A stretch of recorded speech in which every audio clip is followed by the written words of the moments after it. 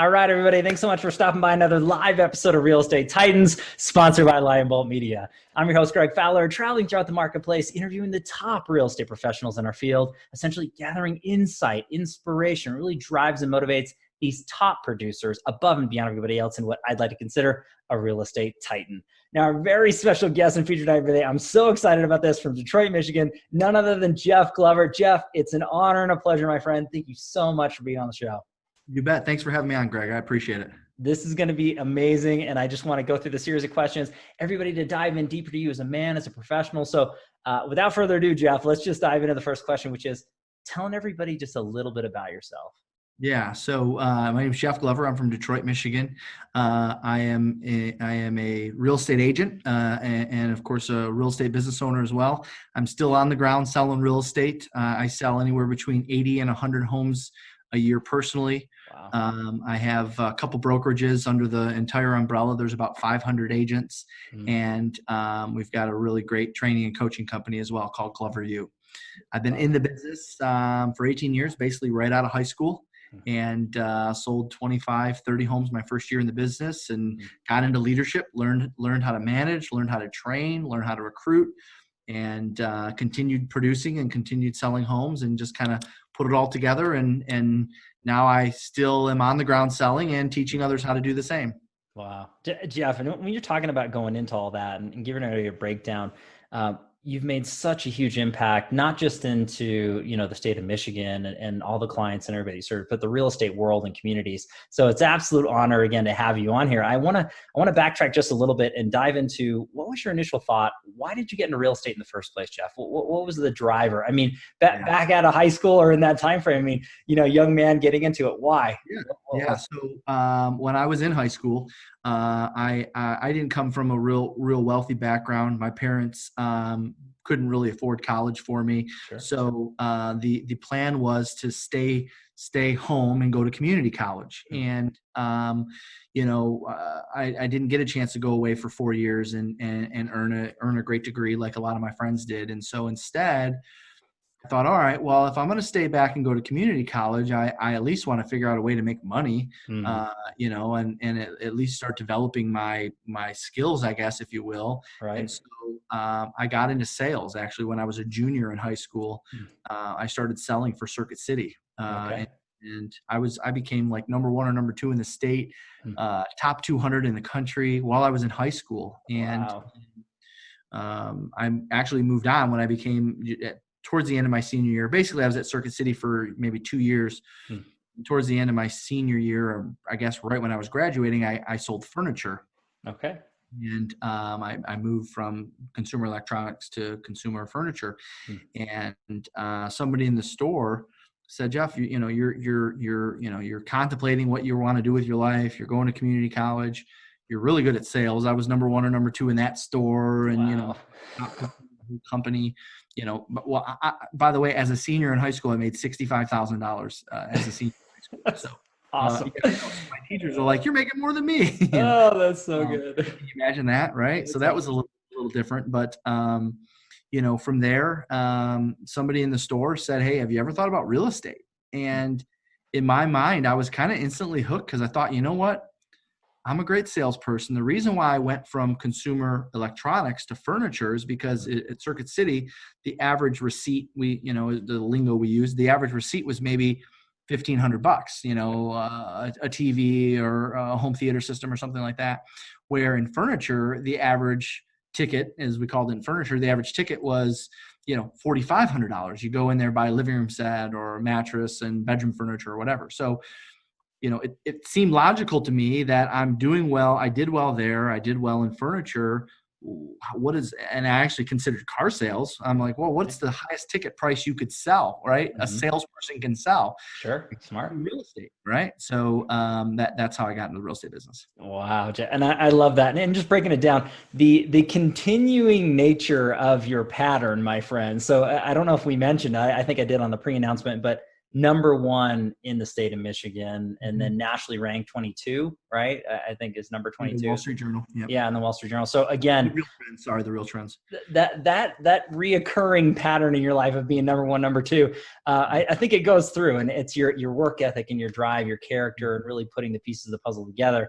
And I absolutely love that, Jeff. It's super inspiring. And again, looking back at it now to where you are today, absolutely incredible. And just what an inspiration to anybody out there who's, contemplating being in the business, or if you're in it and not to the high levels, here's an individual you can really, latch onto and learn from. But Jeff, I want to dive deeper into you. And the second question is the why. So at the end of the day, what really drives you and motivates you, gets you out of bed every day, excited to do what you do to the level that you do it at? What are your drivers? Yeah. So I think that's probably evolved through the years as I grew up and matured.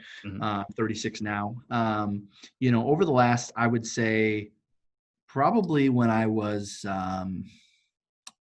somewhere in my young 20s, when I decided to lead, my thought process then was, you know what? I didn't have a lot of money when I was a kid growing up. I didn't go away to college.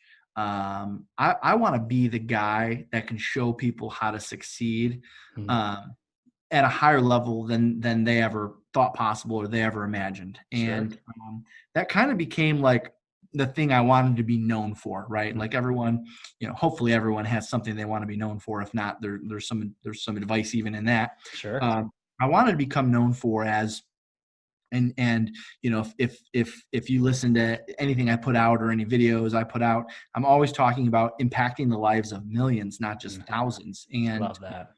I really want to become known as the guy that made a difference in people's career. And I know that sounds probably so cliche, and there's probably 100 other speakers or trainers that say stuff like that, but I really, I'm even considering like politics, and as much as I hate politics, just because that's a fast way to get to a million people. Now, fortunately, there are 1 million realtors in the United States. So if I could somehow impact every single one of them, then I guess I'll accomplish my goal. Well said. Well said. So that's really what that's what gets me out of bed every morning. Gosh, Jeff. And again, it's above and beyond yourself and the individualism. It's really helping others and in large numbers. And again, people say hundreds, thousands, you're talking about millions. It's another level, but again, it shows you care and giving back to others that, really could use that advice. And if you look back at the beginning of your career, how amazing would it be if someone was like you out there really showing and teaching and coaching, the learning curve and cutting through would be so huge. And again, there's no elevator to the top, right? You got to take the stairs. But at the end of the day, I think this show represents, and amongst so many other, great podcasts, learning from the greats, the people who have put the time in, who have been there, done that, bought the t-shirt, and really learn from any mistakes that are there, and then to grow and scale and to share with others. So again, I would like to talk about you as a top coach and a trainer. What's the best way to get a hold of you that way? How can people consume more of your content and learn from you? Sure. Thank you. I would say the #1 place, we have a Facebook group. It's just a small one. There's a few thousand people in there. It's called the Glover U Inner Circle. Okay. That would probably be the best place, because anytime I'm putting out any kind of content, we have a podcast as well, Live Unreal Podcast, it's called. Anytime I'm putting a video out, it usually goes into the Facebook group first. And so I would join the Glover U Inner Circle Facebook group. It's free to join, and that would be the #1 place for content, I'd say. Love it. Huge. And again, everybody out there who's watching or listening, please do this. Follow this man. There's so many different, I'll have links in the comments down below as always. But Jeff, I think that this is a great segue into question #3, which is really looking back at your career and picking or choosing 1 or 2 things that you added to your business that took it from one level to the next. Where did you really see that uptick or growth? What's that look like for you? What advice would you give anybody watching or listening? Hands down, in the beginning, it was becoming a master salesperson. Okay. I know we hear from people all the time, or we take programs where we say, you got to learn the scripts, you got to learn the scripts, you got to role play, you got to script practice, you got to learn the dialogues. I can honestly say I'm one of a few people in the industry, and I can say this because I've met thousands. Sure. I'm one of a few people in the industry that really took that to heart. And quite honestly, I had no choice. When I started, I remember being 18, 19 years old in my broker's office, looking around, and sitting in the guest chair and saying, Tim, he's no longer with us today. Tim, how am I going to compete with these guys? I'm looking around and I'm seeing, all these Lincoln Town cars in the parking lot. And, when you're 18 years old, anyone in their 30s is considered old to you, right? Everyone's older than me. And there's no way I'm going to be able to compete with these guys. Yeah. What am I going to have to do? And I'll never forget, he said, Jeff, you just have to sound like you've been doing it a long time. Wow. Oh, okay. Just sound like I've been doing it a long time. I'm 18 years old. I don't have that great of a car. I'm renting an apartment. How do I sound like I've been doing this a long time? And so he handed me a book of scripts and said, listen, you just have to master these inside and out, and no one will question how long you've been in the business or how many homes you've sold. Wow. And I'm telling you, I wrote them out. I chanted them. I role played. And ever since then, that's kind of like been the thing in the beginning that I was known for. Oh yeah, Jeff's a script guy. He's a script master. To this day, I still believe in them heavily. Obviously, there's a lot of things that have advanced in the industry, but that's where it began. That was a big difference maker for me. Wow. And I think that when you're looking at it from that standpoint, Jeff, and big takeaway, hopefully everybody's picking this up the same way that I am, but a lot of it is being a true practitioner and putting in the time, putting in the work, and really understanding your craft, and having the conversation, the art of the deal, and really just being able to communicate with people in a different way, I think is absolutely fantastic. But it's the old saying, how do you get to Carnegie Hall? It's practice, practice, practice, practice. And I find that to be a huge thing for everybody out there. I mean, you want to get to the top in any field, entrepreneurialism across the board, whether it's real estate or not, you got to put the time in, you got to practice, and you got to constantly learn and grow. And that's a huge message. Well, because guess what? If we don't, we just speak to everyone in our language. And the reality is there's actually 4 languages. All right. Well, there's more than 4, world languages. But what I mean by that is there's high D's, there's high I's, high S's, high C's, driver, expressive, amiable, analytical. And you need to get to a point to where you can learn to speak in their language, not your language. And the mistake I think a lot of agents make is they learn the presentation, or, oh, I got a great buyer consultation. What are you talking about? I've been doing this for 20 years and I've sold this many homes. Yeah, but what about this style of person? What about this communication style? How do you build rapport with them if you're not speaking their language? And that is crucial to mastering the dialogues. Wow. Big stuff, everybody. And I wish we could dissect this one question for well over an hour. I know that's huge stuff, but please follow Jeff, learn from this man. It's absolutely incredible. And this is just a little sliver, but I want to keep moving this forward. So this next question is a tricky one. It's a challenge question for every single Titan. It's been asked before you. This is episode 198. So, there's been a lot of different answers to this question, but I absolutely cannot wait to go into this. Now, when it is the challenge time frame, we all have personal or professional challenges or struggles. No one's exempt. Now, whether it's done in the past, we're dealing with it now, or we haven't quite experienced it yet, but we will. The big thing and takeaway for everybody watching and listening is it's not so much what happened, but what we learn and how we respond to it. And it's not downplaying pain or sorrow, but at the end of the day, we all have it. And it's great to understand from different perspectives. So Jeff, if you're comfortable sharing a challenge personally or professionally that you overcame, what's that look like for you? Mm-hmm. Well, this is probably not as dramatic as maybe some of the others. So I'm sorry if this doesn't make you good listening. You're good. But early on in my career, when I decided to become a manager, I was 20 years old, and Kathy Schweitzer took a chance on me to run one of her offices. I offended a lot of people. I made a lot of people mad. I made some people quit. I made some people cry. Wow. And that is because I lacked versatility. I was 20 years old with an ego. And by the way, even as I matured and got older, I still had an ego and had trouble adapting to other people. I really have struggled taking a genuine interest in others. Not that let me rephrase that. Yeah.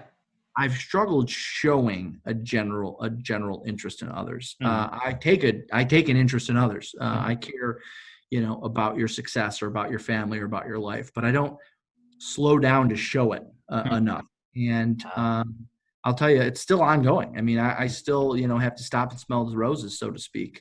But for a long, long time in my career, I struggled with our associates. They knew that I was willing to train them how to make money.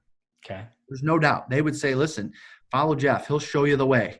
But they normally follow that up with, now he might not ever get to know you. He might not know your kids' names. He might not know what makes you tick, but he'll tell you how to make money. And I've struggled for that for a long time. And not as much now as I did then, because I think, getting older also helps with that too. But Sure. something early on that somebody had to pull me aside and tell me to get my ego out of the way and start show that there's another way. I don't always have to be right.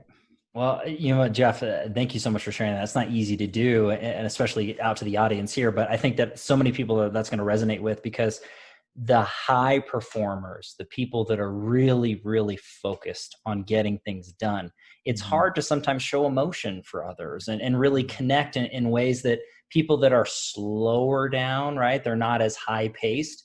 Maybe they have the time to do that a little bit easier or more, or express that. But at the end of the day, you're getting the results done. And so I think that that's great advice for everybody out there who's watching or listening, especially the high producers, the high volume individuals. And that's not just business relationships, that's personal relationships. Like, we're just so business, work.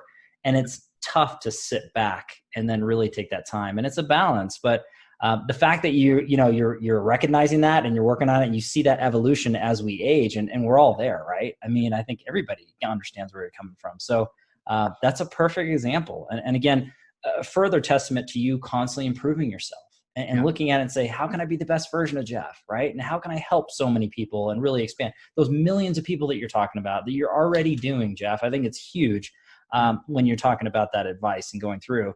And speaking of advice, and we got through the tough stuff. That was the tricky question. So you nailed that, Jeff. That was no problem.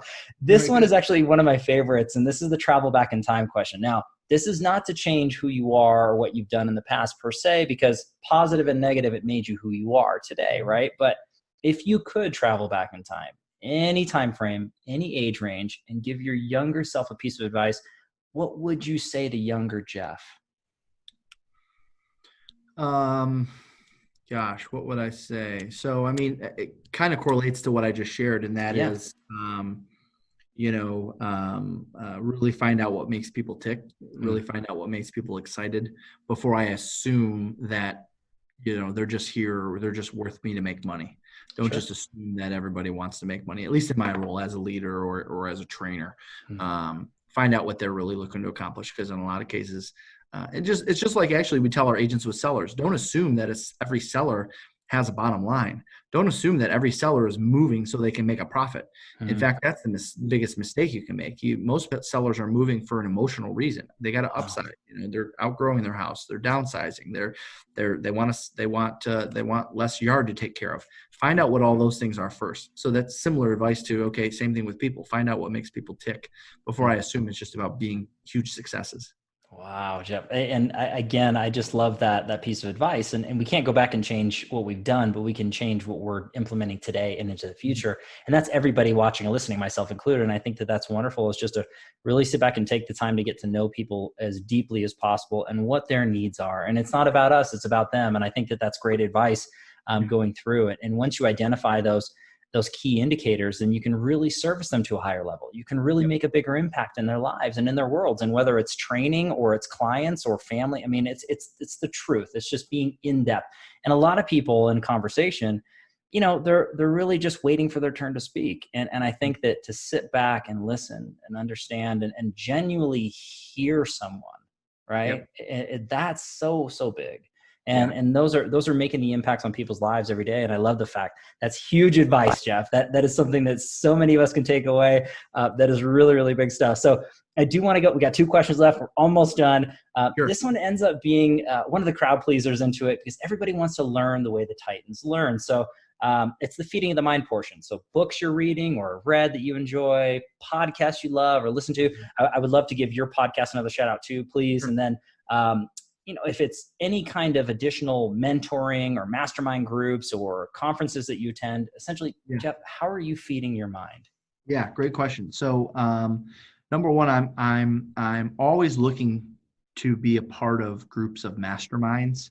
I get a lot of value from conferences, and I did for the majority of my career. In fact, we put on conferences. We do 2 a year, the Live on Real Retreat and the Live on Real Summit. Love it.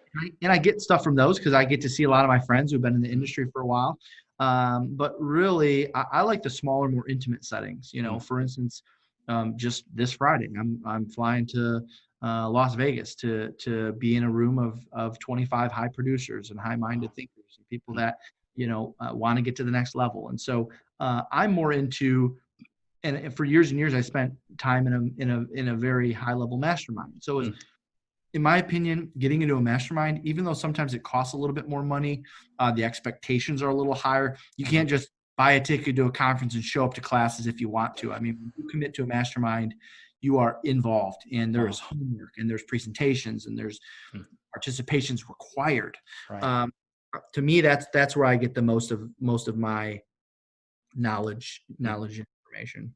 Podcast, yeah. So our podcast, Live Unreal podcast, our style's a little different. We don't interview. It's not really like an interview style. Sure. I do, have conversations with our coaches and stuff on that, but it's more of me just spewing whatever's important now. Whatever. A lot of times it's like, hey, I went on 3 appointments this week, and here's what the seller said to me, and here's how I responded, and here's how I got the listing. Wow. And it's deeper, high level, leadership and recruiting and training and things like that too. But sure, I've never really been a big, audio book or podcast guy. I really appreciate masterminds, and I probably attend no less than, obviously COVID's been a little different, but I attend no less than 4 or 5 events a year and 4 or 5 masterminds a year. So, you're looking at one a month, one every other month. That's huge. And again, Jeff, I'm a firm believer of exactly what you said. I mean, really learning in those smaller settings and having that accountability and surrounding yourself with more greatness, right? Other people that are on your level or above your level to push you to another spot, I think is crucially important. And, again, putting those on, there's a lot of great organizations out there. Again, what Jeff is doing is absolutely incredible. So we'll have links down in the comments down below so people can really engage with your content, as we said, for, learning, and then for the podcast, everything along those lines. But Jeff, this has been chock full of incredible information, just tons of takeaways people really latch onto and grow and learn and scale the real estate business. But I want to wrap everything up with a final question. And this ends up being a quote or mantra that sums you up as a man, as a professional. What's that look like for Jeff Glover? Very simple. It's called Live Unreal. So that's actually, we ended up turning that into a brand. Love that. So it came from some focus groups with our associates on what we want their experience to be with our company, and why people were attracted to our company. And what we discovered is a lot of people were attracted to our company because they wanted to have my life. They wanted to have my lifestyle. They wanted to be able to acquire things and take vacations and do stuff with their family. And so we kind of sat down and said, okay, how do we make this our mission? If that's what you see from me and that's what you were attracted to and that's why you stay, how do we turn this into a mission? And we came up with a mission statement of living an unreal experience to deliver one. Living an unreal experience to deliver one.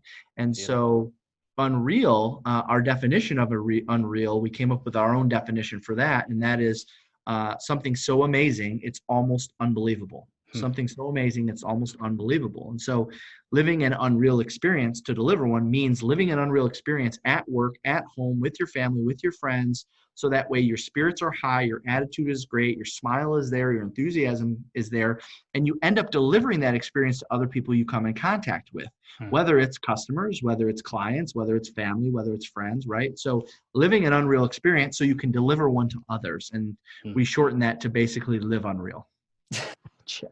I think that sums you up beautifully. And again, everything that we discussed and gone through and how you got into the business and what you do and how you impact so many people, it's absolutely incredible. And I can't thank you enough for taking the time. It's just been an absolute pleasure to really share this moment with you and share you with the Titan Nation for sure. So thanks again, Jeff. I appreciate you. Thanks for having me on, Greg. I appreciate you. This is great. And everybody, thank you so much, as always, for your time and attention, your love and support. If you like hearing what we're doing with Real Estate Titans, please don't forget to like, subscribe. You know what to do at this point. I do have to give our sponsor a quick shout out, Lion Bolt Media. If you are in real estate, you're looking to grow and scale your business digitally, really having massive amounts of impact in your local markets for buyers and sellers, and nurturing and converting that to closed transactions, please visit lionboltmedia.com.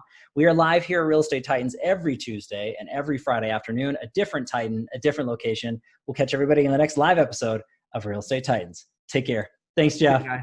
Take it easy. Thank you.